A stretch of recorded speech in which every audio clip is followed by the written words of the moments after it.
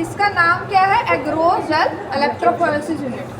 तो जब हमने डीएनए आइसोलेट कर लिया तो हमें सेपरेशन भी तो करनी है, क्योंकि अगर वो ट्रांसपेरेंट होता है हमें तो दिखेगा नहीं ऐसे कि सेपरेट हुआ है या नहीं। ये इसमें दिए होते हैं कॉम्ब्स। कॉम्ब्स का काम होता है वेल बनाने का। जैसे ये 2 वेल का कॉम्ब है, ठीक है, ज़्यादा वाला ही यूज़ करते हैं हम, ये ज़्यादा है। एक और दिया हुआ है इसमें, तो इनमें से कोई भी यूज़ करेंगे। इसके साथ में इसमें एक स्पैचुला दिया हुआ है कि जब यहाँ से हम जेल निकाल के और यूवी के अंदर देखेंगे तो वो इसकी हेल्प से देखते हैं। फिर यहाँ पे ये अभी बताते हैं क्या है। अब यहाँ पे देखो इस यूनिट के अंदर क्या क्या चीज़ें हैं। एक तो हमें सबसे पहले सेट करना होता है अपना कॉम्ब। कॉम्ब कहाँ सेट करेंगे? ये बना हुआ है। एक कॉम्ब हम यहाँ सेट कर सकते हैं। अगर हमने ज़्यादा सैंपल लोड करने अपने जेल में तो हम बीच में भी यहाँ पे कॉम्ब लगा सकते हैं ऐसे। कॉम्ब का काम है वेल बनाना, एक तरह से गड्ढे बनाना जिसमें सैंपल कहाँ लोड करोगे तुम।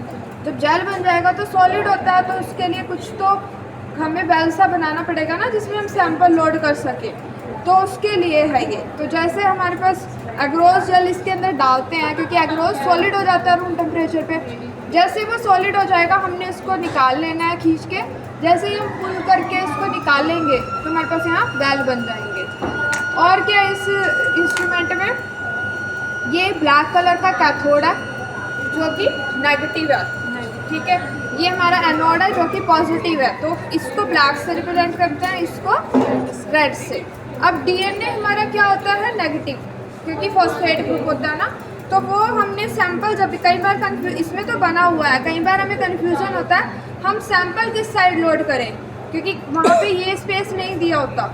तो उसके लिए हमें फिर इससे देखना होता है कि हमारा ये कहाँ पे है, ठीक है, कैथोड कहाँ पे है, उस साइड ही हम अपना कॉम्ब लगाएंगे और फिर उसी साइड हमारा सैंपल लोड होगा।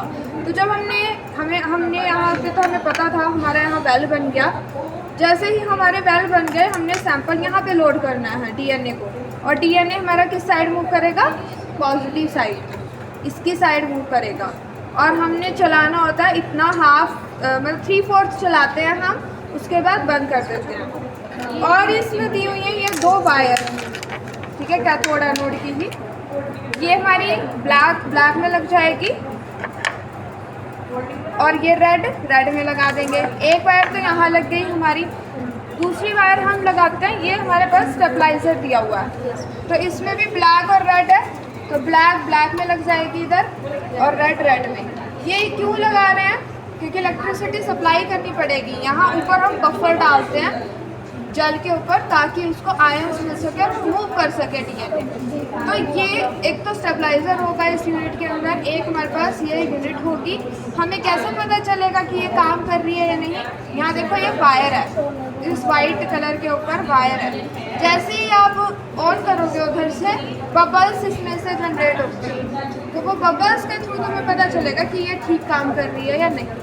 तो ये हमारी इम्पॉर्टेंट यूनिट होती है, क्योंकि ये डीएनए आइसोलेट करोगे, आरएनए करोगे, तो तब यही यूनिट यूज़ होएगी, एग्रोज जेल यूनिट।